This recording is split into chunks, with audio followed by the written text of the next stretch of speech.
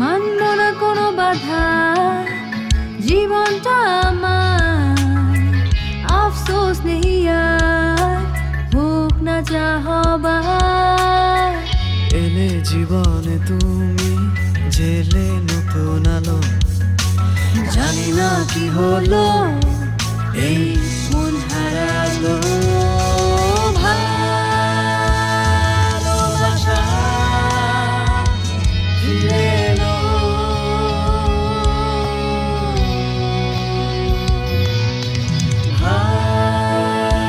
ভালোবাসা ফিরে এলো।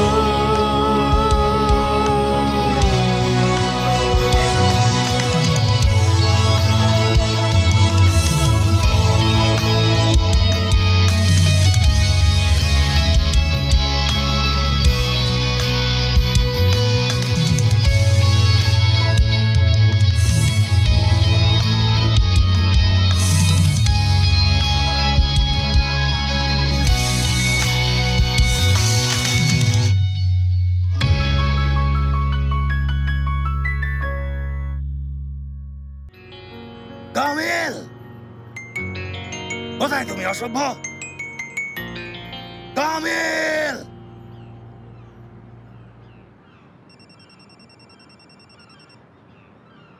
কি হয়েছে?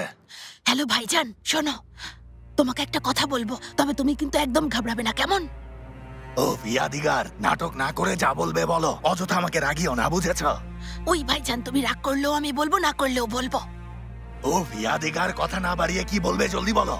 ভাইজান, তুমি আগে কোথাও একটু শান্ত হয়ে বসো, ঠিক আছে? একদম শান্ত। ইয়াদিগার, ভাইজান, মেরিয়াম ভাবি এখানে জেনেপের বাড়িতে। তাতে আমি কি করব? হ্যাঁ ভাইজান, বুঝতে পারছো না, আমি আমাদের মেরিয়াম ভাবির কথা বলছি। তা তো বুঝলাম ইয়াদিগার, কিন্তু আমি কি করব? বুঝেছি তুমি শকড হয়েছ, এজন্যই কি বলছি বুঝতে পারছো না। ভাইজান, আমি মেরিয়াম ভাবির কথা বলছি। আমি বুঝতে পারছি ইয়াদিগার, বুঝতে পারছি। শোনো, আমি ওর ব্যাপারে জানি, কিন্তু তুমি এটা জৈনেবকে জানিও না, কেমন? ভাইজান, আমরা তাহলে এত বছর মেয়েটাকে অযথায় মিথ্যে বলেছি? কথা বাড়িও না ইয়াদিগার। ভাইজান, আমার যতটুকু জ্ঞান ছিল আজ সবটুকু শেষ হয়ে গেছে, বুঝেছ? আরে আমি তো কোনো কিছুই বুঝতে পারছি না। তোমাকে এখন কিছুই বুঝতে হবে না, শুধু আমি যা বলছি তাই করো, বাকি সব আমি সামলে নেব। বুঝেছি ভাইজান, বুঝেছি। তুমি আমাকে বলতে চাইছো না, আমি তো কেউ না। এই ইয়াদিগার, দেখো, তুমি যদি চাও আমি কৌতূহলে মারা না যাই, দয়া করে আমাকে বলো ওই মহিলা কে? আইফের, শোনো, আমার মাথা এখন একদম কাজ করছে না, দয়া করে আমাকে কোনো প্রশ্ন করো না, কোনো প্রশ্ন করো না। ইয়াদিগার, তোমরা তখন অপরিচিতদের মতো আচরণ করেছো, সত্যি বলো তোমরা দুজন আসলে কি করছো? ইয়াদিগার, চুপ চুপ, একদম কথা বলবে না, চলো এখান থেকে, চলো এখন। কথা শোনো ইয়াদিগার, দেখো ও কি শেফকিত ভাইজানের পুরনো কোনো গার্লফ্রেন্ড নাকি? তুমি চুপ করবে না, তাই না আইফের? না, তুমি যদি ওই মহিলাকে নিয়ে আর একটা কথাও বলো বা আর একটা শব্দ উচ্চারণ করো, এ পর্যন্ত তুমি যা যা করেছো আমি সবকিছু জাভিদানদের কাছে ফাঁস করে দেব। কি বলেছি বুঝেছো? কথাটা মনে রেখো। ঠিক আছে, বুঝেছি।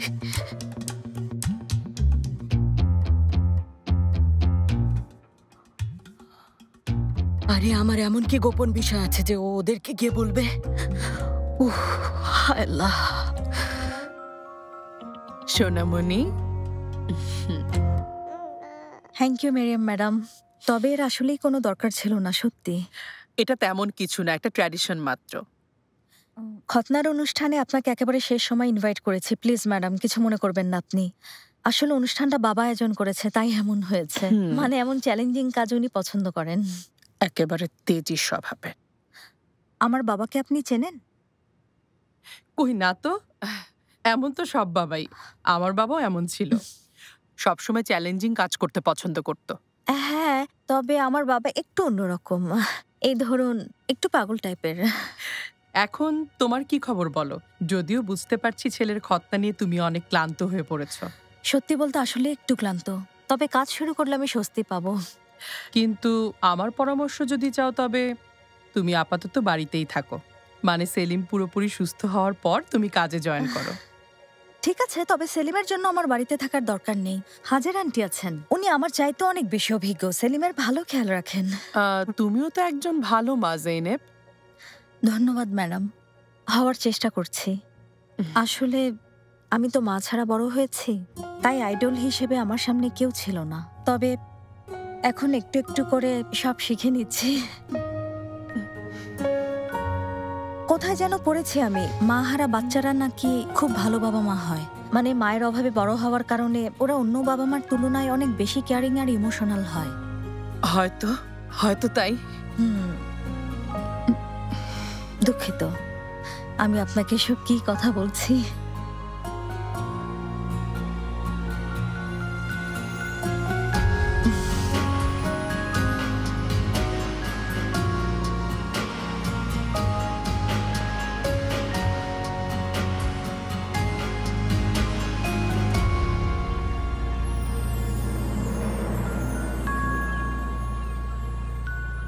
এই জেভাত ভাই, তুমি এখানে বসে এত কি ভাবছো বলো তো? কৃষ্ণ সাগরে জাহাজ ডুবেছে নাকি? কামিল ভাই আমার, তোমার কাছে কি মনে হয় সাজিবেদ কি আমার ডাকে সত্যিই আসবে? আমি ততটা আশাবাদী না। ধ্যাৎ, যাও। না না, ও অবশ্যই আসবে। প্রকৃত ভালোবাসা কখনো বৃথা যায় না, আমারটাও যাবে না। কামিল তুমি দেখো, সাজিবেদ আসবে আর আমাকে মেনে নেবে। ও, কাল যাওয়ার সময় আমি আইডি কার্ডটাও সাথে নিয়ে যাব। হয়তো ও বিয়ের ব্যবস্থাও করতে বলতে পারে আমাকে। আমরা খুব জলদি বিয়ে করব আর বাচ্চা কাচ্চা ঘর একদম ভরে ফেলবো। জেভাত, হ্যাঁ, তোমার প্রথম মেয়ে হলে ওর নাম সাজিবাত রেখো, মানে তোমার আর সাজিবাতের নামের 2 অক্ষর মিলিয়ে রেখো। কামিল, হ্যাঁ সরব। আমি তো অনেকটা দূরেই আছি। যাও বলছি। ও যেতে বলছো? আমাকে একটু শান্তিতে ভাবতেও দেয় না। যাই হোক,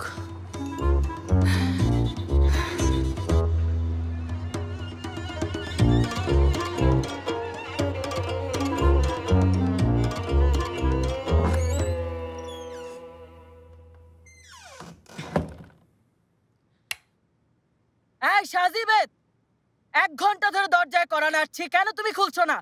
নির্লজ্জ। শোনো, কানে যেটা দিয়ে রেখেছো ওটা একদিন তোমাকে বধির করে দেবে, আমি একেবারে নিশ্চিত। হ্যাঁ, এটা আবার কি? নামটাম তো কিছু লেখা নেই। সাজিবেদ, এটা কার চিঠি? আল্লাহ, নাকি কেউ প্রেমপত্র পাঠিয়েছে? ফাদিকের ওই সেই ছেলেটা নাকি কসাই? হায়, নিশ্চয়ই ফাদিকের ওই ছেলেটাই পাঠিয়েছে। দেখি তো কি লিখেছে।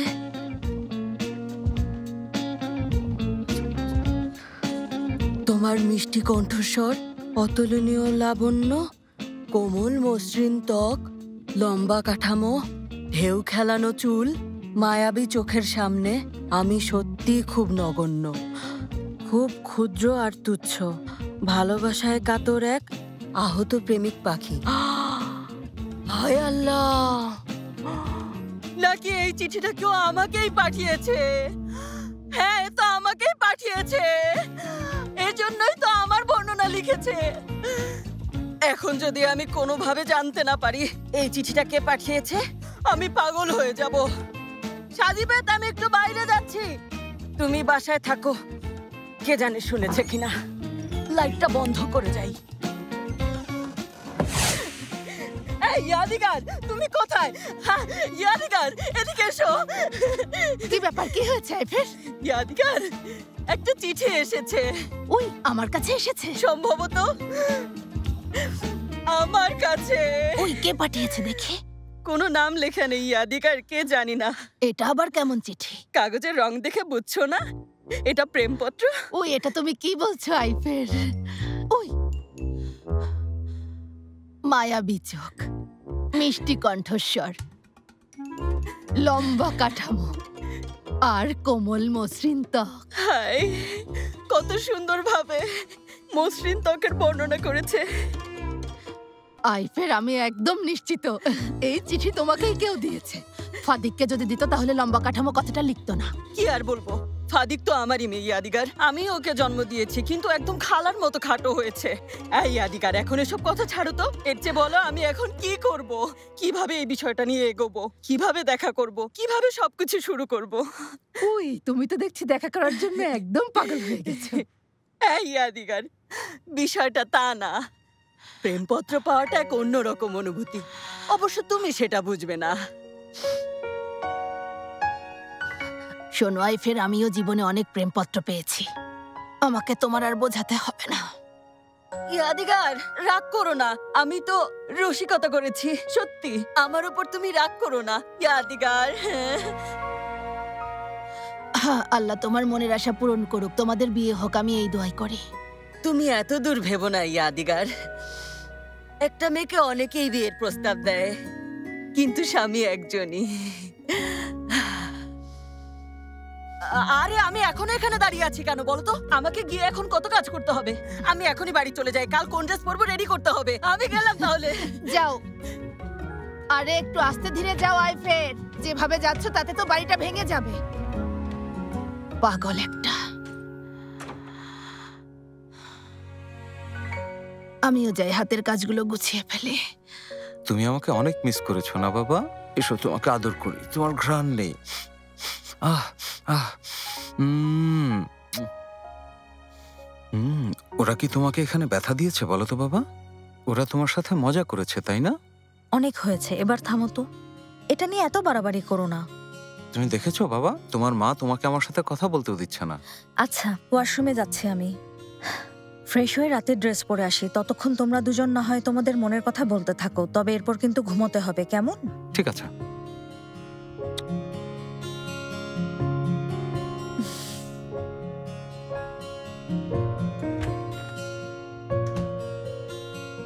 বাবা, তোমার খুব কষ্ট হচ্ছে তাই না? তোমার মায়ের সামনে তখন বলতে পারিনি, কিন্তু আমি ঠিকই বুঝতে পারছি কষ্ট হচ্ছে, কারণ আমাকেও কিন্তু এই সময়টা পার করতে হয়েছে। তবে কয়েকদিন পর দেখবে তোমার এই ব্যথা একদম থাকবে না, তুমি তখন সুস্থ হয়ে উঠবে।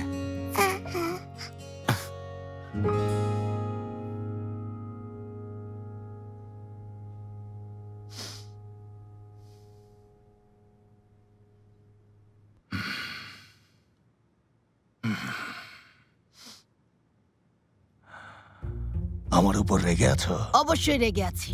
আমি কি তোমার কষ্টের সঙ্গী নই? ভাইজান, তুমিই বলো, আমাদের কি আর কেউ আছে? তাহলে কেন আমরা একে অপরের কাছে কথা লুকোচ্ছি বলো?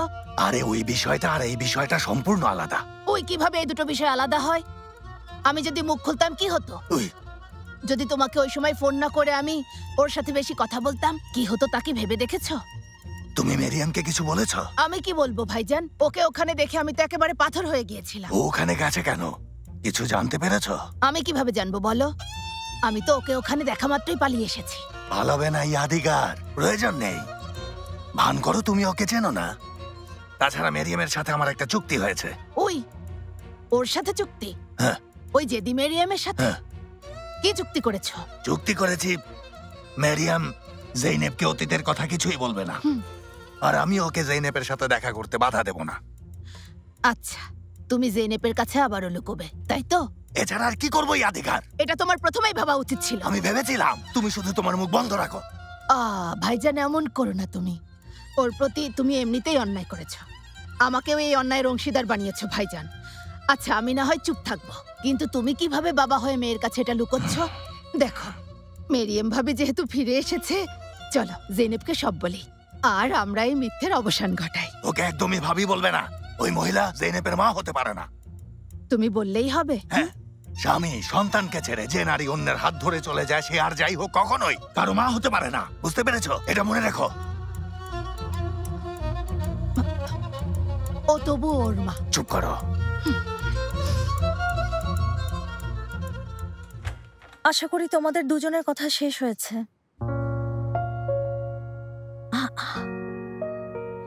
সোনামণি, তুমি বাবাকে ঘুম পাড়িয়ে দিয়েছো? শাবাশ বাবা। কিন্তু তুমি ঘুমাওনি কেন বাবা?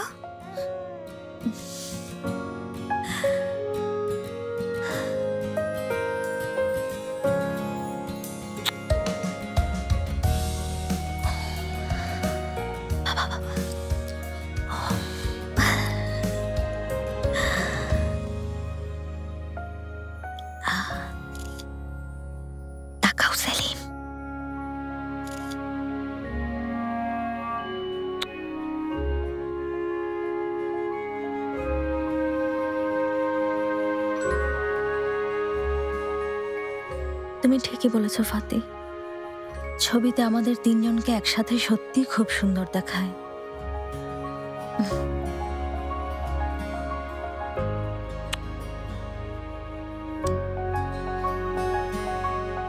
এসো বাবা, আরো কয়েকটা ছবি তুলি। এসো এসো।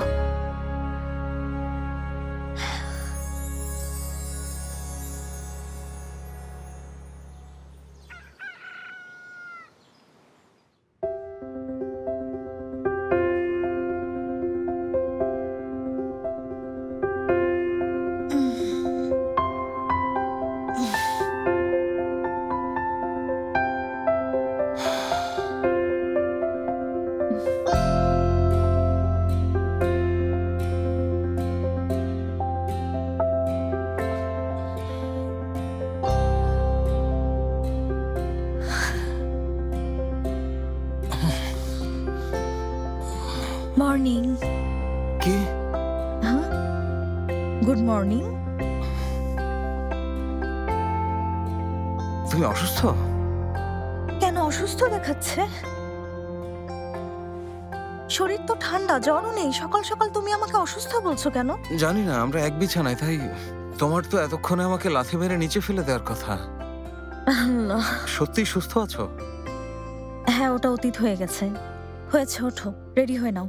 আমিও রেডি হচ্ছি, কারণ আজ আমার অফিসের প্রথম দিন, আর আমি চাই তুমি আজ আমাকে পৌঁছে দাও ফাতি। জৈনেব, আমাকে সত্যি করে বলো তো প্লিজ, তুমি কি কিছু খেয়েছো? ও ফাতি, জলদি ওঠো, রেডি হয়ে নাও। প্রথম দিন দেরি হোক তা চাই না।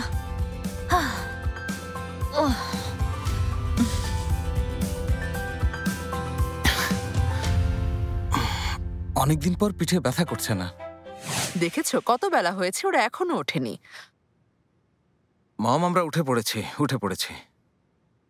ভাইয়া, কি ব্যাপার, বেশ ফ্রেশ দেখাচ্ছে? কারণ আজ শরীরটা বেশ ভালো লাগছে, পিঠে একদমই ব্যথা করছে না। তাহলে তো সেলিমকে নিয়ে গিয়ে আমি ভালোই করেছি।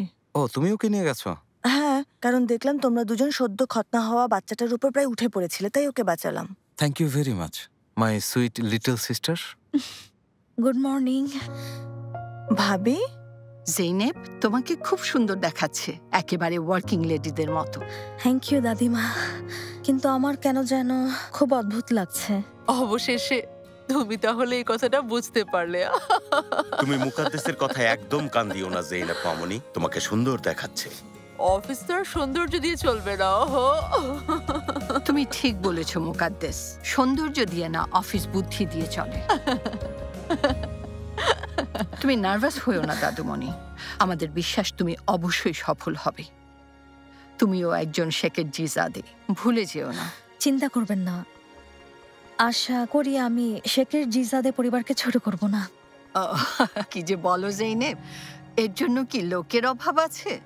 ঠিক।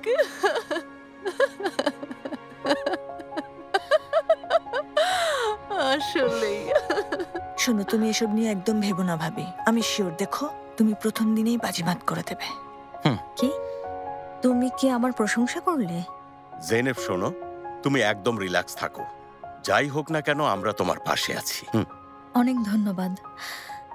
আসলে জীবনে চলার পথে পরিবারের সমর্থন পাওয়াটা যে কারো জন্যই ভাগ্যের ব্যাপার। অনেক ধন্যবাদ। এক্সাইটমেন্টে কিছু খেতে পারছি না।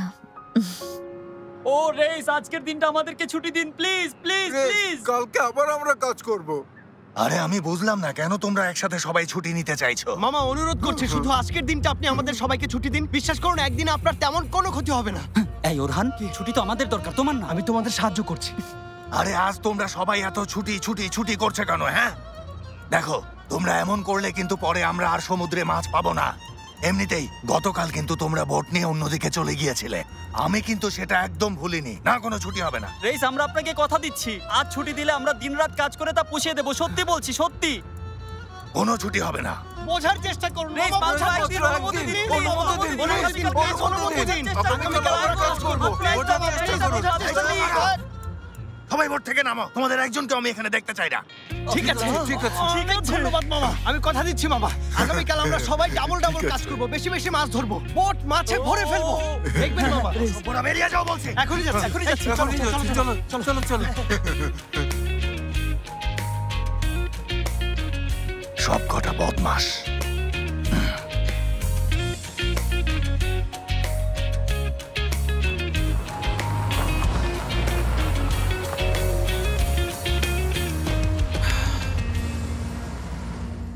এসে গেছি।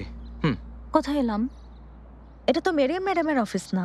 আমাকে তো এই ঠিকানাই দিয়েছে, না হলে আমি কি তোমাকে এমনি এমনি এখানে আনতাম জেনেব? হ্যাঁ। কি হয়েছে? আমার খুব নার্ভাস লাগছে ফাতি, মানে আমি একটু এক্সাইটেড। আচ্ছা শান্ত হও, প্যানিক করো না, রিল্যাক্স থাকো। ফাতি চলো তো আমরা ফিরে যাই। সত্যি আমি কাজ করতে চাই না, সেলিমকেও খুব মিস করছি, ও হয়তো আমাকে করছে। চলো দেরি না করে বাড়ি ফিরে যাই। ঠিক আছে চলো। আরে কি করছো, থামো। কি হয়েছে? এভাবে কি যাওয়া যায় নাকি? সত্যি বলতে আমার সাহস দরকার, সাহস বাড়ে তুমি আমাকে এমন কিছু বলো। জেনেব কথা শোনো, তুমি ভয়ঙ্কর কষ্টে থাকলেও তুমি কাউকে কিছু বলবে না, তুমি তেমন মানুষ। তুমি এখানকার সবার চেয়ে অনেক বেশি বুদ্ধিমান, এমনকি বসদের চেয়েও বেশি। তুমি সবার চেয়ে ওপরে জেনেব। এসব এসব বলবো? তুমি হচ্ছে আমার মিষ্টি জেনেব শেখের জিজাদে। তোমার অনুপ্রেরণার দরকার কি? তোমার যা আছে তাতেই যথেষ্ট। তুমি শুধু কনফিডেন্ট থাকো, কেমন? যাও। আমি পারবো তাই না? এদিকে এসো, এবার তোমাকে একটু আদর করে দিই। ঠিক আছে আমি যাচ্ছি। বিসমিল্লাহির রহমানির রহিম।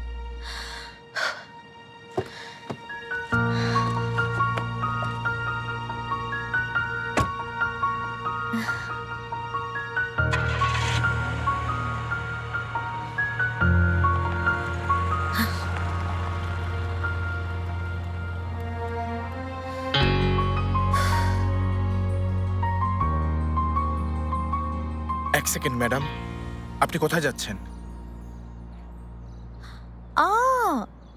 তুমি আমাকে চিনতে পারোনি তাই না? মনে পড়েছে, আপনি সে যে বিয়ের আসর থেকে পালিয়েছিলেন, পাগল কোণে। এই তো মনে রেখেছো। আপনার ওই পাগল চোখগুলো কি কখনো ভোলা সম্ভব? তাহলে পাগল চোখগুলো এখন থেকে প্রতিদিন দেখার অভ্যেস করো, কারণ আমি এখানে নতুন জয়েন করেছি।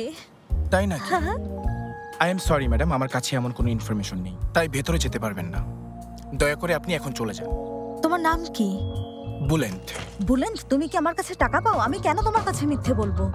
জেনেব ম্যাডাম, হ্যালো, আপনাকে ওয়েলকাম। অনেক ধন্যবাদ বিরল সাহেব। কোনো সমস্যা হয়েছে?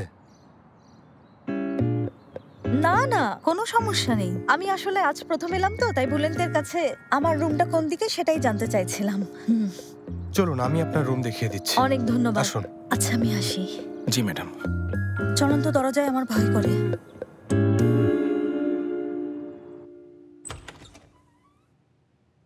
আসুন, এটা এখন থেকে আপনার রুম। মেরিয়াম ম্যাডামের নির্দেশে এভাবে সাজানো হয়েছে। অবশ্য আপনি চাইলে যে কোনো কিছু পরিবর্তন করতে পারেন। না না না, খুবই পছন্দ হয়েছে। পরিবর্তনের কোনো প্রয়োজন নেই। অনেক কষ্ট করেছেন, ধন্যবাদ। শুনে ভালো লাগলো। ওয়েলকাম জেনেব মামুনি। অনেক ধন্যবাদ ম্যাডাম। শুনলাম এই রুমটা আপনি আমার জন্য ডেকোরেট করিয়েছেন, আমার খুব পছন্দ হয়েছে। অনেক ধন্যবাদ। You are welcome.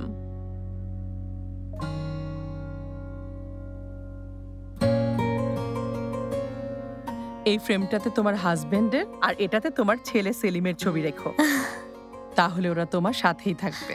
আপনাকে অনেক ধন্যবাদ, আইডিয়াটা সত্যি খুব দারুণ। মেরিয়াম ম্যাডাম, আপনি আমাকে ভরসা করেছেন, এটা আমার জন্য সম্মানের। কিন্তু আমাকে আসলে কি কাজ করতে হবে আমি এখনো জানি না। তাছাড়া জানিনি তো, আমার কাজের অভিজ্ঞতা কম। এমন বড় একটা কোম্পানিতে। তুমি খুবই ইন্টেলিজেন্ট একটা মেয়ে জেনেব, আর আমার মনে হয় না তুমি কখনোই ব্যর্থ হবে। ধন্যবাদ, আশা করি হতাশ করব না। তুমি আপাতত এখানে কিছুক্ষণ একা থাকো, এখানকার পরিবেশে একটু অভ্যস্ত হও। তারপর আমি তোমাকে অফিসের অন্যান্যদের সাথে পরিচয় করিয়ে দেব। তাতে মিটিং এ যাবার আগে তোমার উপকার হবে জেনেব। হ্যাঁ ঠিক আছে। Many many congratulations Zainab. Thank you. যদি কোনো কিছুর প্রয়োজন হয় আমি পাশের রুমেই আছি। অনেক ধন্যবাদ বিরল সাহেব। আমি এখন আসি। ঠিক আছে।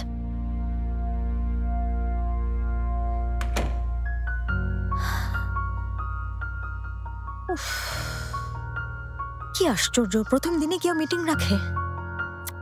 সত্যি কথা বলতে এই রিসার্চ আমার কাছে যথেষ্ট মনে হচ্ছে না। আই অ্যাগ্রি, আমাদের আরো ডিটেইলস ইনফরমেশন দরকার। কোম্পানিতে একাধিক শেয়ার হোল্ডার থাকাও একটা প্রতিবন্ধকতা। আমার মতে বাজার সম্প্রসারণ করার চেয়ে বাজারে আমাদের নিজেদের অবস্থান আরো মজবুত করা উচিত। শুনুন সবাই, মার্কেটে প্রতিষ্ঠানটির যেহেতু অলরেডি একটা পরিচিতি আছেই, আমার মনে হয় না আর কোনো রিসার্চের দরকার আছে। তো জেনেব ম্যাডাম, এই বিষয়ে আপনার মতামত কি? প্রতিষ্ঠানটি কেনা উচিত, নিজেদের সম্প্রসারণ ঘটানো উচিত, নাকি ব্যাংকিং কোম্পানি হিসেবে শুধু ইনভেস্ট করা উচিত? আসলে আমার মতে কেনা উচিত, কারণ কিনলে মালিক হওয়া যায়। আমার আন্টি একটা কথা বলতেন টাকা থাকলে কিনে রাখো, সংরক্ষণ করো, একদিন না একদিন তো কাজে আসবেই।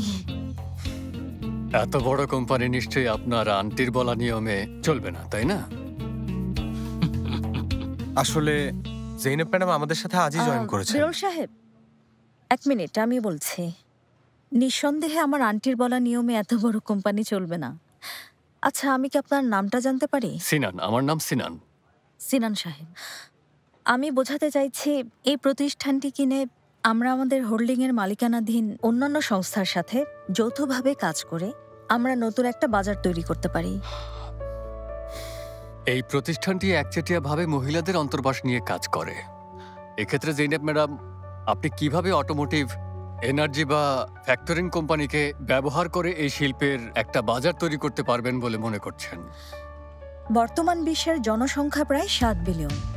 যদিও এই টেবিলে আমরা নারীরা সংখ্যালঘু, তবে পৃথিবীর জনসংখ্যার 49.7% কিন্তু নারী। আমরা যদি ধরি বিশ্বের এই পরিমাণ নারীদের অর্ধেক নারীও গাড়ি চালায়, তা কিন্তু একেবারেই কম না। আর আমরা যদি একটু কৌশল অবলম্বন করি, তাতে যেমন অটোমোবাইল তেমন অন্তর্বাস, এই উভয়েরই বিজ্ঞাপন একসাথে দিতে পারি। মানে এক ঢিলে 2 পাখি মারা। তাছাড়া বেশিরভাগ নারীরাই গাড়ি চালানোর সময় রিল্যাক্স থাকতে পছন্দ করে। এক্ষেত্রে আমাদের স্লোগান হতে পারে, এনার্জি আমাদের ভেতরে। এনার্জি কি আসলেই ভেতরে? অবশ্যই ভেতরে সিনান সাহেব, নাকি আপনার ভেতরে নেই? যদি না থাকে ভাববেন না, আমরা আমাদের তৈরি প্রথম অন্তর্বাসটা আপনাকে দেব, আর ওটা পরে আপনি আপনার ভেতরের হারিয়ে যাওয়া এনার্জি ফিরিয়ে আনবেন, কেমন?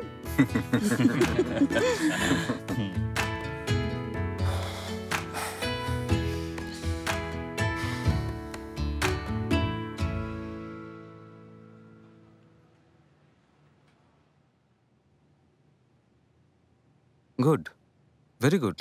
সব পেমেন্ট চলে এসেছে, তাই না? হ্যাঁ হ্যাঁ, তাই সব চলে এসেছে। এবার শুধু নতুন একটা প্রোডাক্ট লঞ্চ করতে পারলেই। না, আগে আমরা নতুন কিছু বানাই, তারপর ফেরহাদ। R&D বিভাগ ডেভেলপ করতে চেয়েছিলেন আপনি, আমি কি নিয়োগ বিজ্ঞপ্তি দিয়ে দেব?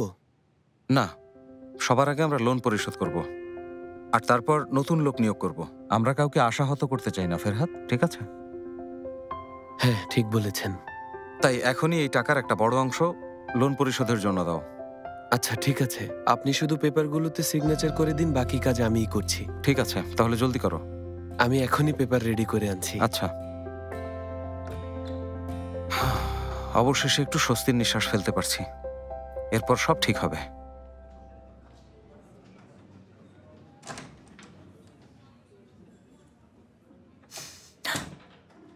তুমি এসেছো? হ্যাঁ এসেছি। কি খবর? আর বলো না, আজ মামার কাছ থেকে ছুটি পাবার জন্য এমন কিছু নেই যা করিনি। এক কথায় আমি খুব বিরক্ত হয়ে গেছি। তুমি এটা আমার জন্য করেছো? অবশ্যই তোমার জন্য করেছি। মানে আমি আমার ভালোবাসার মানুষের সাথে দেখা করার জন্য করেছি। চলো বসে কথা বলি। আচ্ছা, দেখে মনে হচ্ছে তুমি শপিং করতে গিয়েছিলে। ধন্যবাদ, আমাকে সাথে নাওনি। কেন? আমার সাথে শপিং এ গেলে কি হতো? মরে যেতে? অবশ্যই অবশ্যই আমি মরে যেতাম। আর সেটা কেন বলছি জানো? একদিন একটা মেয়ে নাকি ওর প্রেমিককে সাথে নিয়ে একটা শপিং মলে শপিং করতে যায়।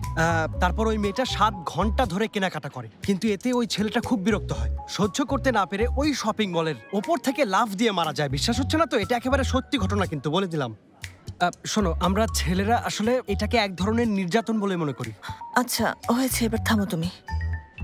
এর চেয়ে কি কিনেছি দেখো। এটা মার্ভের, আর এটা তোমার। আমার জন্য? আরে তুমি আমার হয়ে অযথা গিফট কিনতে গেলে কেন? আমি তো ভেবেছিলাম যাওয়ার আগে কোনো দোকান থেকে ওর জন্য একটা বুকে বা অন্য কিছু নিয়ে যাব। এটা তোমার জন্য কিনেছি আমি। এটা আমার জন্য? কিন্তু কেন? মার্ভের গিফট দেখার সময় চোখে পড়লো, পছন্দ হলো, তাই তোমার জন্য নিয়ে নিলাম। তাছাড়া তোমাকে তো কখনো কিছু দেইনি আমি। কি সেলিন, এর আবার কি দরকার ছিল বলো?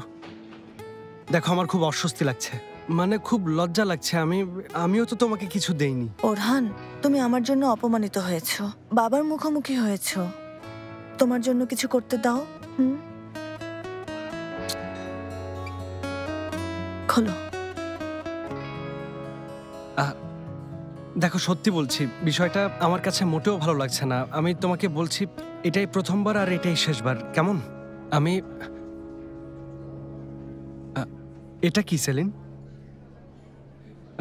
না, অসম্ভব অসম্ভব, আমি এটা নিতে পারবো না। তোমার কাছ থেকে কোনোভাবেই আমি এটা নিতে পারবো না। এর চেয়ে ভালো তুমি এক কাজ করো, এটা ফিরিয়ে দাও, বুঝতে পেরেছো? হ্যাঁ ফিরিয়ে দাও, আর যদি না দাও তাহলে তোমার ভাইয়াকে অথবা তোমার বাবাকে দাও, আমাকে অন্য কিছু। হ্যাঁ মানে অন্য যে কোনো কিছু, সত্যি অন্য যে কোনো কিছু দিলেই হবে। পছন্দ হয়নি? না সেলিন, না, আমার তো অবশ্যই পছন্দ হয়েছে। এত সুন্দর একটা ঘড়ি কেন পছন্দ হবে না? তবু আমি এটা নিতে পারবো না, সত্যি পারবো না। কারণ আমি কোথাও একটা জায়গায় পড়েছি, আর এটা আমি মনে প্রাণে বিশ্বাসও করি। যদি কোনো নতুন প্রেমিক প্রেমিকা একে অপরকে ঘড়ি উপহার দেয়, ওদের বিচ্ছেদ হয়ে যায়, ওদের সম্পর্ক আর থাকে না, এমনটা কোথাও পড়েছি আমি। ওফ ওরহান, বাজে বকো না, এসব কুসংস্কার ছাড়া আর কিছুই না। কুসংস্কার না? যদি না নাও আমার খুব মন খারাপ হবে। মনে রেখো, আমার মন ভালো করতে হলে আমাকে নিয়ে তোমার শপিং এ যেতে হবে। তাছাড়া তুমি কি আমার প্রেমিক না বলো? গিফট দিতেই পারি।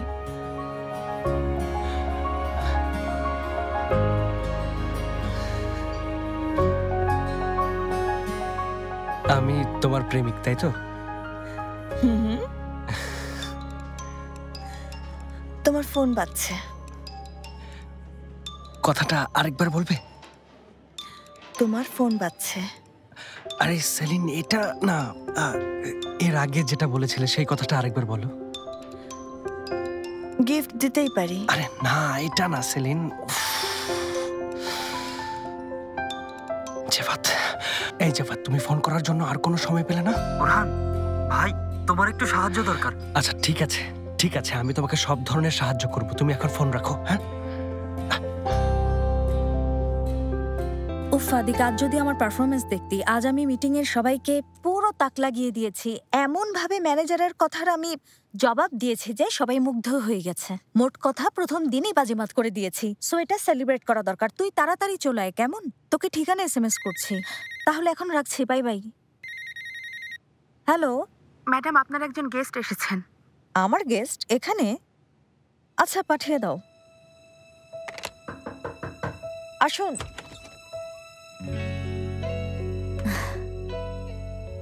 Fati, Many congratulations, my dear one and only loving wife. Thank you. ফুলগুলো খুব সুন্দর। ঠিক তোমার মতো। তুমি এটা কি করছো ফাতি? এটা আমার অফিস, কাজের জায়গা। তুমি কি ভুলে যাচ্ছ না? কি আশ্চর্য। অফিসে আমার একটু ফ্যান্টাসি কাজ করলে কি করবো বলো তো? কন্ট্রোল করবে। আমি ফান করছিলাম। তো এবার বলো, অফিসে তোমার কেমন লাগছে? আসলে তেমন ভালো না। কি হয়েছে? বোর লাগছে। এখানকার সবাই খুব সিরিয়াস, মুডি, মিটিং নিয়ে ব্যস্ত। আমার তো ভালোই লাগছে না। আজই এসেছো জেনেব, দেখবে অভ্যস্ত হয়ে যাবে। আচ্ছা বাদ দাও, চলো আজ আমরা বাইরে কোথাও লাঞ্চ করে আসি। আমি তো একটু আগে ফাদিককে একসাথে লাঞ্চ করব বলে কথা দিয়েছি। ঠিক আছে, তাহলে আমি একাই খাবো। আরে ওয়েট, চলো তিনজন একসাথে খাই। হ্যাঁ তুমি যখন বলছো, তোমাকে কি আর না বলতে পারি জেনেব? চলো। চলুন, লেডিস ফার্স্ট।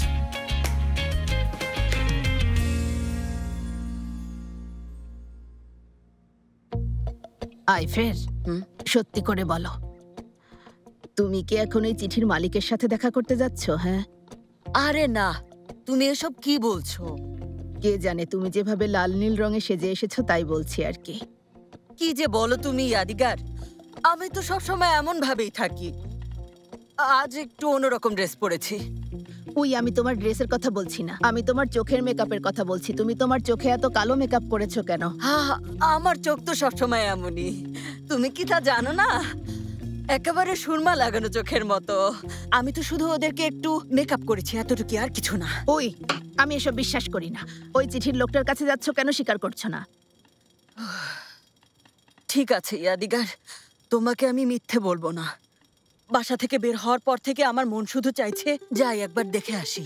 ইয়াদিগার দেখো, আমাকে খারাপ ভেবো না তুমি। আমার শুধু একটু কৌতূহল হচ্ছে যে ওই লোকটা আসলে কে, এতটুকুই। ইয়াদিগার তুমি কি বলো, আমার যাওয়া উচিত? ওই আমি কিছুই জানি না, তোমার যা ইচ্ছে করো। মানে আমাকে যেতে বলছো? ওই আমি মোটেও তা বলছি না। আচ্ছা ঠিক আছে, আমি যাব, তুমি ভেবো না। আরে আমি তোমাকে নিয়ে কেন ভাবতে যাব? তুমি তো যাওয়ার সিদ্ধান্ত নিয়েই এসেছো, তাহলে আমাকে কেন জিজ্ঞেস করছো আইফের? এবার বেশি বলছো ইয়াদিগার। আমি কি শুরুতেই তোমাকে বলিনি আমি অন্য দিনের মতোই আজ বাড়ি থেকে বেরিয়েছি? হ্যাঁ।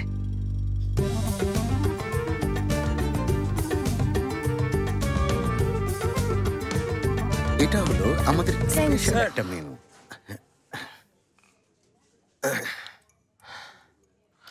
ও ফাতি স্যার, ভেতরে আসুন, বসুন। আচ্ছা, আমার হাজবেন্ড ফাতিকে তাহলে চেনেন? আপনার স্বামী? জেনেব কিছু হয়েছে? না, কিছু হয়নি ফাতি। আমি আর ফাতিক একদিন এখানে এসেছিলাম, উনি আমাদের সার্ভিস দিয়েছিলেন, আর ওনার সার্ভিস আমরা এতটাই সন্তুষ্ট হয়েছিলাম যে আজ আবার এখানে খেতে চলে এসেছি। Sure sure. আসুন ফাতি স্যার, ভেতরে আসুন। আসুন আসুন ম্যাডাম, চলো। সেদিনের ব্যবহারের জন্য আমি সত্যিই লজ্জিত। ভুল শোধরানোর জন্য আমি আমার যথাসাধ্য চেষ্টা করব ম্যাডাম। ভয় নেই, ভয় নেই। আজ আমরা শুধু এখানে খাবার খেতেই এসেছি। আমাদের কিছু হিসেব বাকি ছিল, মিটিয়ে যাব। চল ফাতিক।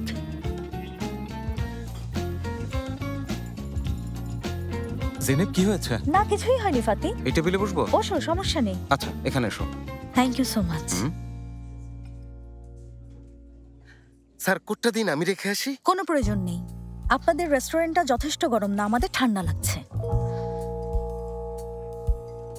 হ্যাঁ, কোনো প্রয়োজন নেই। কি দেবো আপনাদের? মেনু। ঠিক আছে ম্যাডাম, আমি এখনই নিয়ে আসছি।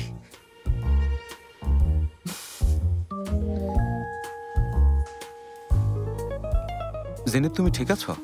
হ্যাঁ ফাতি, আমি ঠিক আছি তো, তবে একটু বেশি খিদে পেয়েছে মনে হয়। হ্যাঁ।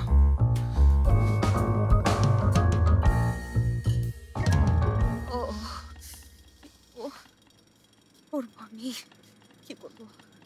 ইয়াদিগার তুমি বলো না আমার কি যাওয়া উচিত?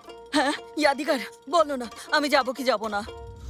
ওই অসহ্য লাগছে, সেই সকাল থেকে যাবো কি যাব না, যাবো কি যাব না এই কথাটা বলতে বলতে আমাকে পাগল করে দিচ্ছে। গেলে যাও, তুমি যাও যাও যাও। লোকটাকে যদি পছন্দ হয় ওখানেই বিয়ের তারিখ ঠিক করো, আর পছন্দ না হলে ওই চিঠি ফিরিয়ে দিয়ে বলো আর কখনো কোনোদিন আমাকে বিরক্ত করতে আসবে না। ঝামেলা শেষ। না, এটা সম্ভব না ইয়াদিগার। আমি কিভাবে যেতে পারি বলো? আরে আমার দুটো বড় মেয়ে আছে, ওদের বিয়ের আগে আমি কিভাবে বিয়ে করতে পারি? আমি এখন কি করব? না না, অসম্ভব, আমি যেতে পারবো না, পারবো না ইয়াদিগার। ওই ঠিক আছে, তুমি যেতে না চাইলে যেও না, যেও না। এক কাজ করে যাই, গিয়ে দেখি চিঠিটা আমাকে আসলে কে লিখেছে। তাছাড়া আমারও ওই লোকটাকে কিছু বলার আছে।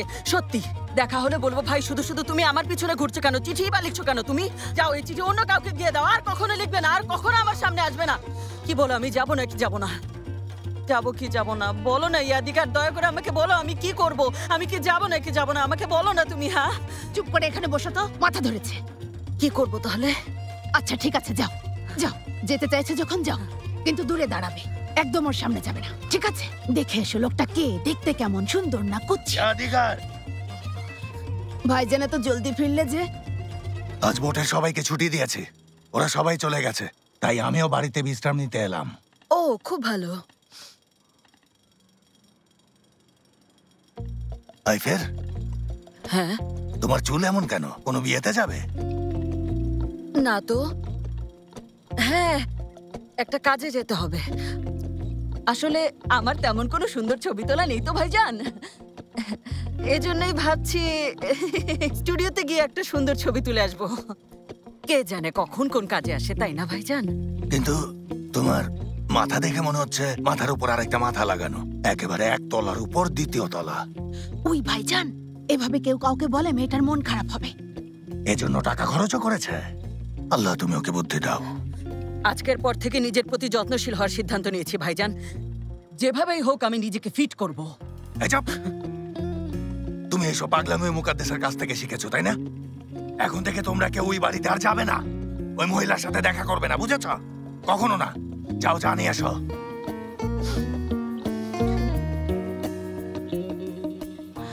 নিজের মাথা তো দেখে না, তাই তোমাকে বলছে। ওর চুলো তো দোতলা।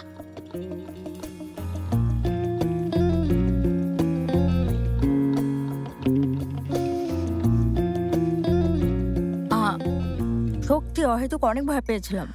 স্যার, আশা করি খাবার ভালো হয়েছে। হ্যাঁ, আগে তো সব খাবার টেস্ট করতে দিতে হবে, তারপর তো বলতে পারবো খাবার ভালো নাকি খারাপ হয়েছে। মানে শিওর শিওর ম্যাডাম, তাতে কোনো সমস্যা নেই। আমি তাহলে আসি। কি বলছিলাম? আরে একেবারে ভুলেই গেছি। ভয়ের কথা।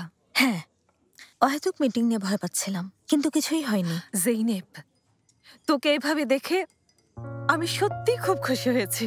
তুই যদি মিটিংয়ে আমার কথা শুনতি। আমাদের এমন একটা প্রতিষ্ঠান কেনা উচিত যা পৃথিবীর অর্ধেক জনসংখ্যাকে আকর্ষণ করে। এটা শুনে সবাই একদম শান্ত হয়ে গেল, আর সিনার নামের ওই বিদঘুটে লোকটার চেহারা বেলুনের মতো চুপসে গেল। ভালোই হবে, আমি তোমাকে আগেই বলেছিলাম। আমার জীবন এর চাইতে ভালো হতে পারে না। তোমাকে পেয়ে আমি ভাগ্যবান।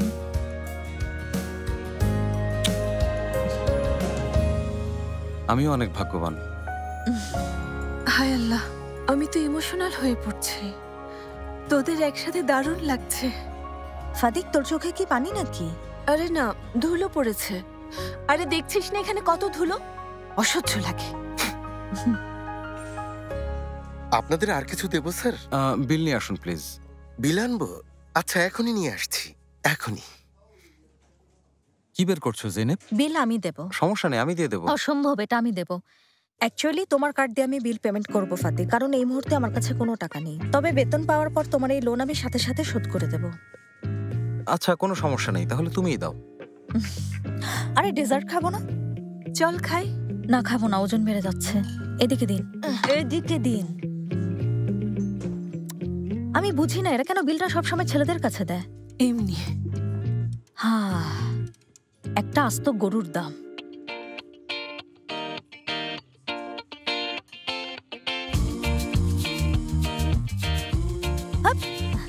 এবার নিন।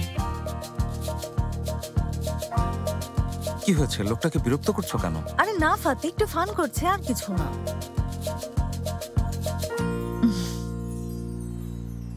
হায় আল্লাহ, আমি তো উত্তেজনায় মরেই যাব। জেভাত, মারা যাওয়ার আগে জলদি অন্য টেবিলে গিয়ে বসো, না হলে আমাদের সামনে তুমি ওর সাথে কিভাবে কথা বলবে? ভাই ঠিকই বলছে, তুমি ওকে তোমার মনের কথা বলবে, তাহলে এখানে কেন বসে আছো? অন্য টেবিলে যাও। ভাবি ঠিক বলেছে। ভাবি ডাকবে না। না না, অসম্ভব, এটা সম্ভব না, অসম্ভব। আমি একা কথা বলতে পারবো না। তোমরা সাথে থাকলে কাজটা করা আমার জন্য সহজ হবে। হ্যাঁ, বুঝেছো? আরে এভাবে হয় না, কখনো না। শোনো জেভাত, তুমি এখন ওই কোনার নির্জন টেবিলে গিয়ে ভদ্র হয়ে বসবে, ঠিক আছে? যেন তোমাকে দেখতে স্মার্ট আর ব্যক্তিত্ব সম্পন্ন মনে হয়। বুঝতে পেরেছো? ওঠো, এখনই যাও। বুঝেছি। আচ্ছা আচ্ছা, যাচ্ছি। খুব ভালো। আমি নিশ্চিত ও আজ ভুল করবি, অবশ্য যদি সাজিবে তা আসে তাহলে। অবশ্যই আসবে।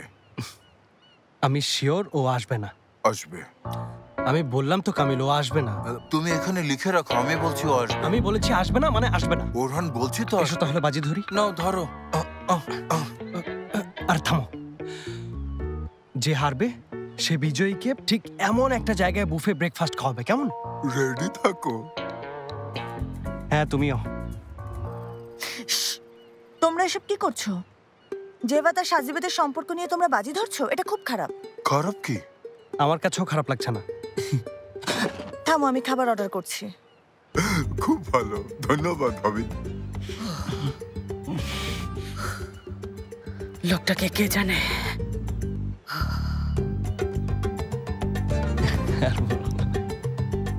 হায় আল্লাহ, ওরা সবাই এখানে আবার কি করছে? এত বড় একটা শহরে ওরা কি আর কোনো জায়গা খুঁজে পেল না? ওরা দেখে ফেললে আমার এখন মান সম্মান আর থাকবে না। হায় আল্লাহ, আইফের খালা এখানে কি করছে? উনি যদি সাজিবেদ আর জেভাতকে একসাথে দেখে তাহলে ঝামেলা হয়ে যাবে। যাই, আমি গিয়ে কিছু একটা করি, কেমন?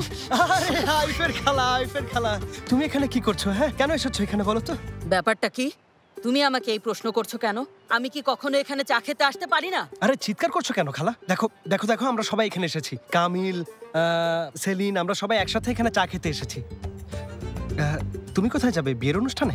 না, কোনো বিয়ে টিয়েতে যাব না। কি সমস্যা তোমার? একজন নারী কি নিজেকে একটু সাজাতে পারে না? তাই বলে ঠাট্টা করবে, বিয়ের কথা বলবে, আজে বাজে কথা বলবে? আমি পাগল? আমি কি অসুস্থ? কেন বলেছো? কেন বলেছো? আশ্চর্য, আর ভালো লাগে না। আরে আইফের খালা, তুমি রাগ করছো কেন? তোমাকে তো খুব সুন্দর দেখাচ্ছে। ওরান, ওরান, এসব কি? শান্ত হও, শান্ত হয়ে বসো। খালা চলে গেছে। বসে থাকো। অবস্থা দেখেছো? বুঝতে পারলাম না ওরহান, এই মহিলা এখানে আরে সত্যি ওনাকে সুন্দর দেখাচ্ছে।